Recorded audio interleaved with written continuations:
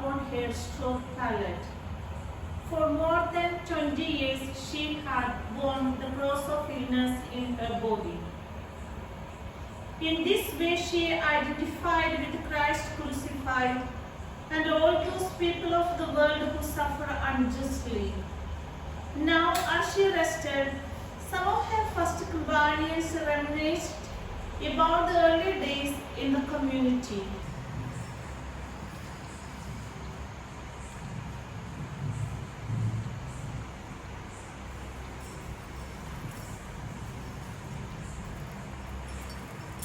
The sisters seemed inconsolable at the thought of the imminent death of their mother Claire. As they sat together, it was Claire's own sister Agnes who tried to encourage the others to keep faith. Remembering the beginning of the community, she recalled, I remember it as if it were yesterday. How I fled our family's home near the Cathedral of San Rufino, so I could join Claire at the Church of San Angelo in Panjo. I can still see us talking to Francis before we accepted the bishop's offer of San Damiano. It was an answer to our prayers. I can remember that the whole of Pedusio household was in a turmoil. But after your uncles saw your resolve, they returned knowing that they would not be able to persuade you to come back home. Yes, once the Lord enlightened our hearts to do penance through our Father Francis, we began this way of life under Claire's direction. That was 1212, so many years ago, and now it seems as if it was just yesterday. I remember how pleased and grateful our dear Mother Claire was when Francis saw that although we were physically weak and frail, we did not shrink from deprivation, poverty, hard work, trials, or the shame or contempt of the world. Rather, we considered them as great delights. He frequently examined us according to the example of the saints and his brothers and greatly rejoiced in the Lord. So he bound himself both through himself and through his order always to have the same loving care and special solicitude for us as for his own brothers.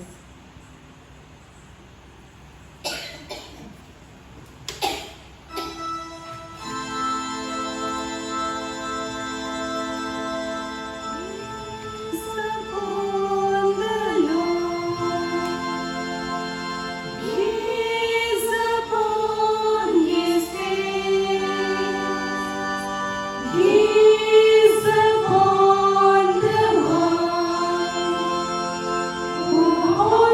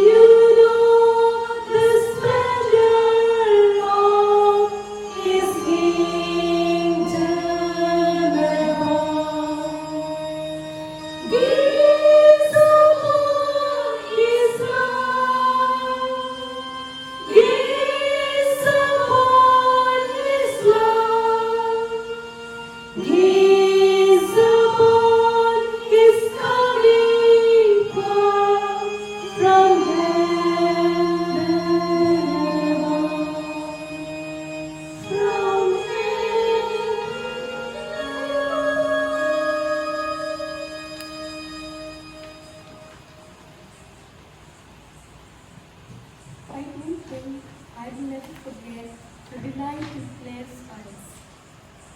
When Francis wrote and gave us a form of life, specially recommending that we always persevere in holy poverty. When he was alive, he was not content to encourage us with many words and examples, so the love of holy poverty and its observance. But he also gave us many writings so that after his death we would in no way turn away from it. As a Son of God never wished to abandon this holy poverty while he lived in the world. Claire, I think, was wise to move quickly to petition the Lord Pope Innocent III for our most revered privilege of poverty. She knew that poverty was the way that leads to the land of the living. Time and again, we willingly bound ourselves to Our Lady Most Holy Poverty. That was what Claire wanted. And Claire felt very strongly about her union with our Holy Mother, the Roman Catholic Church. She always taught us that her life had no meaning apart from the mission of the Church.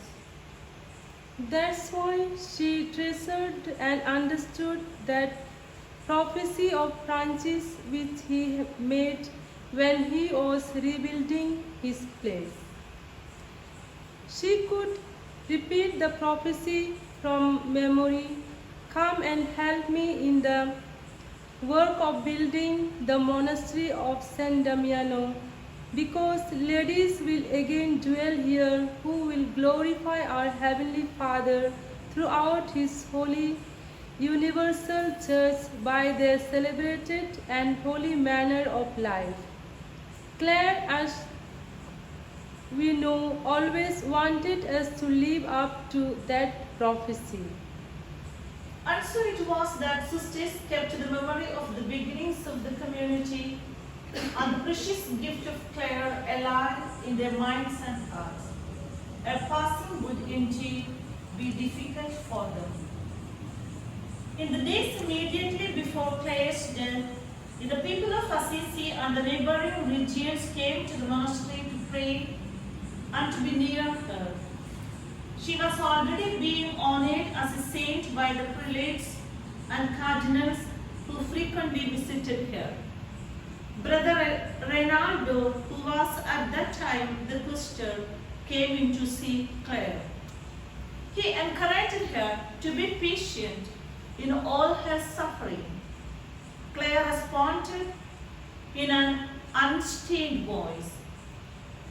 After I once came to know the grace of my Lord Jesus Christ through his servant Francis, no pain has been bothersome, no penance too severe, no weakness, dearly beloved brother, has been too hard. On August 9, a messenger from the papal court arrived at the monastery. The portress accepted the rolled parchment from the man with great anticipation. She quickly ran the infirmary where many of the sisters were gathered to keep vigil with Claire. Then Claire unrolled the parchment and light filled her face. Tears came streaming from her eye. Besides the official document, the Pope had included a few lines in his own hand. Claire mentioned to Agnes to come forward and read the document so that everyone could hear the words of approval. Agnes took the scroll and began to read. She concluded by reading the note in the top margin, which was written by the Pope himself. So be it, for reasons which are obvious to me and to the protector of the monastery, Let it be so. Agnes explained that the Pope used the letter S, the first letter, of his baptismal name Sinibaldo, for his sign of approval. Agnes then returned the parchment to Claire, who held on tightly to this precious document. She kissed it over and over again and rejoiced that her gospel way of life had been recognized by the church. That we know is a passage, and Claire already lived in the world to which she was passing over. As she lay on her pallet, she called for the friars to come and read the Passion. Since she herself used the Gospel of Matthew most frequently in her writings, Brother Leo chose that account. The Lord be with you. And with your spirit. A reading from the Holy Gospel according to Saint Matthew. Glory to you, O Lord. From the 6th hour, darkness fell over the whole land until the 9th hour. At about 9th hour, Jesus cried out in a loud voice, Eloi, Eloi, lama sabachthani, which means, my God, why have you forsaken me? When they heard this, some of the bystanders said, he is calling for Elijah. And one of them ran, took a sponge and soaked it in vinegar, and putting it on a reed, gave him to drink. Others said, let us see whether Elijah comes to his rescue. Then Jesus cried out again in a loud voice and gave up his spirit. Suddenly the curtain of the temple sanctuary was torn in two, from top to bottom. The earth quaked, rocks were split, tombs were opened, and several holy people who had died were raised to life. They came out of the tombs, and after the resurrection of Jesus, they entered the holy city and appeared to many. The captain and the soldiers who guarded Jesus were greatly terrified when they saw the earthquake and all that happened, and said, truly, this man was the Son of God. There were also some women who watched from a distance. They had followed Jesus from Galilee and saw to his needs. The Gospel of the Lord. Praise to you, Lord Jesus Christ. Kindly be seated for a while. Dear sisters, as we come to celebrate this transitus of Holy Mother Clare, the passing of Saint Clare from earthly life to a heavenly home. And what happened in 12th century, we recall that every year on this day, a day before her feast, a day before her death, and we are called to remember all this. And Clare and Francis were so close to Jesus. They wanted to imitate him in every action, in every word. Even to this day, while they were dying, they recalled the passion of our Lord Jesus Christ, what he went through. And they wanted to suffer like Jesus for the love of humanity, for the love of God. Are we ready to sacrifice? Are we ready to be like our Mother Clare and Father Francis? That we are ready to sacrifice even to the point of death, to experience the same death on the cross, what Jesus went, what Jesus suffered. We have this translated also for our Holy Father Francis, and he has the passage being read from the Holy Gospel of John, the Last Supper. We have Mother Clare. She wanted the friars to come and read this passage of Jesus' death and his suffering and his resurrection. We are called to imitate our Holy Mother Clare. How much of it are we really imitating today? How much of it, be it friars, be it sisters in the cloister, how much of it are we really imitating? We need to ask this question for ourselves. We need to draw inspiration from the Holy Gospel, because both of them have said, Mother Francis and Mother Clare and Father Francis have said, our life is to follow the Holy Gospel of our Lord Jesus Christ. And when we say to follow the Gospel of our Lord Jesus Christ, everything what is written in it, it may become difficult for us at times, human though we are. We falter at times. We have our own weaknesses. We have our own struggles. But the Lord is there for us. The assurance of God being for us. I am with you. Peace be with you. I am with you till the end of time. So nothing to worry, but to have recourse in Jesus, our Savior. And He is present to us in this blessed sacrament. We need to make time for Him. We need to make time for Jesus. We need to draw time for Jesus, that we may be at the Master's feet, listening to His speaking to us, His promptings. As we come to celebrate this day of Transitus of Mother Clare, let us be committed more. Committed in our own way. In your own way as cloistered nuns, praying for the world and how the world looks at you. That you are sacrificing your life and you are very close to God and you spend more time with God. And the world depends on your prayers, and your prayers really work. Your prayers really work for many. Many people ask me, Father, I want work less number, please ask them to pray. So many make requests for prayer. Why? Because of your sacrifice. That you have chosen this hidden life. It's not running away from the world, but being in the world. It is being in the world and praying for the world. It is not that you have nothing to do, but you have a great mission and a task.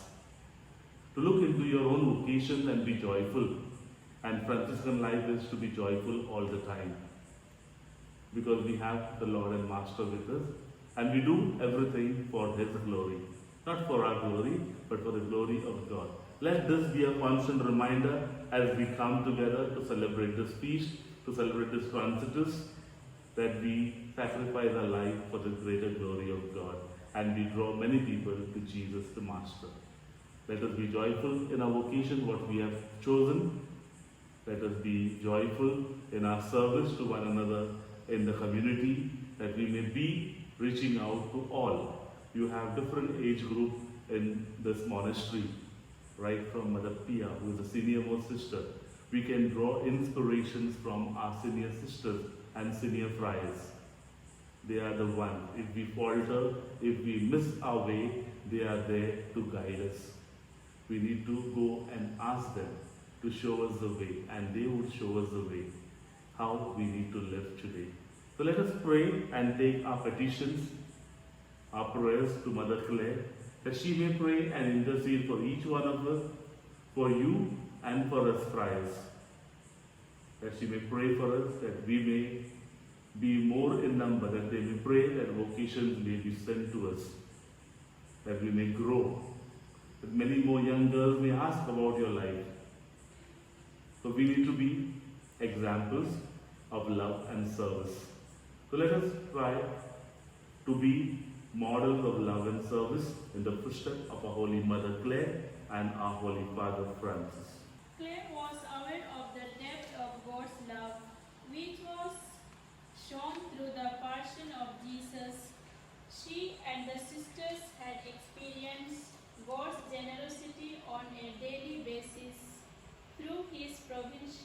providential care. One of the incidents that came to mind as the sisters kept vigil was that of the multiplication of bread. In these last days of Claire's life, the sisters, desiring to bring her some joy, brought bread to be shared. Claire blessed the bread, and it was broken for all to eat and experience God's love. God created the sun to rule the day and the noon. Evening came and came night. So God created the moon. Clara's life was her name. Her life was bright and more fair. Brighter still was herself. The name they gave her was Claire. City sat on a hill.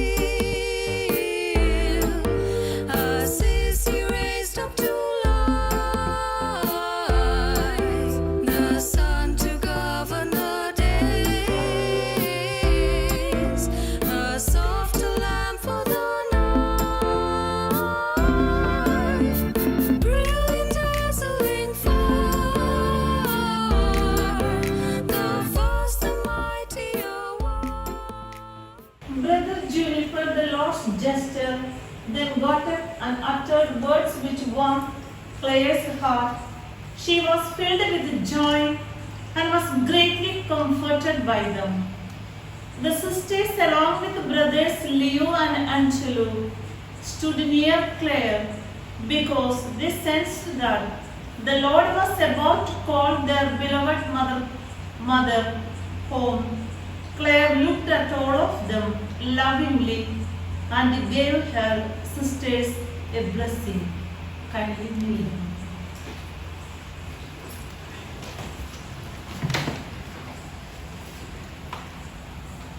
I bless you during my life and after my death as I am able. Out of all the blessings with which the Father of mercies has and does bless his sons and daughters in heaven and on earth, and a spiritual father and mother have blessed and blessed their spiritual sons and daughters. Amen.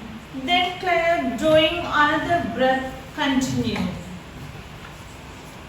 Always be lovers of your souls and those of all your sisters. And may you always be eager to observe what you have promised the Lord. May the Lord always be with you, and may you always be with him. Amen. Then Claire addressed her soul, said, Go without anxiety, for you have a good escort for your journey.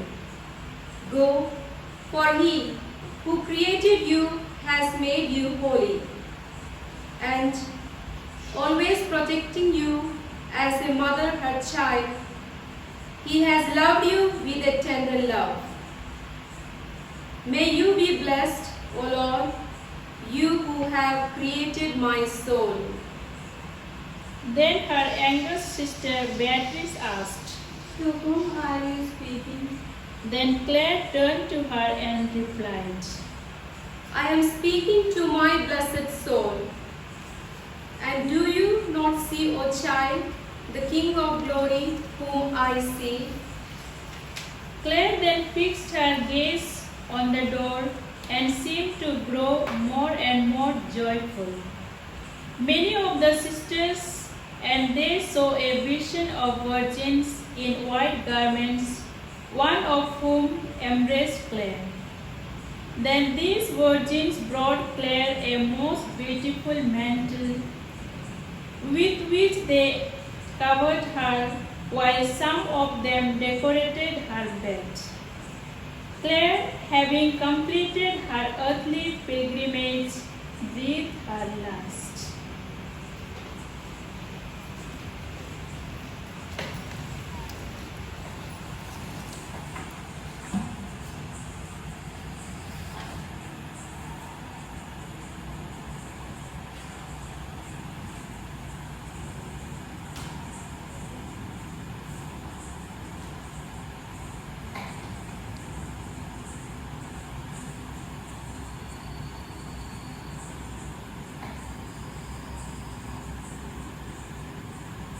And also Claire died surrounded by her sisters and the first companions of St. Francis. She had lived in a confined retreat for 42 years. She had broken open the alabaster jar of her body by scourgings of discipline, so that the house of the church would be filled with the fragrance of her ointments. It therefore pleased Pope Alexander IV to canonize her a saint of the church on July 16, 1255. He declared, Claire, her brilliant deeds distinguished her here below. Claire, while on high, the fullness of the divine light shines on her. Claire, her amazing gifts of wonder make her known to Christian people. In this Claire, a clear mirror of example has been given to this world. By this Claire, the sweet lily of virginity is offered among the heavenly delight. Through this Claire, obvious remedies are felt here on earth. She shone forth in life.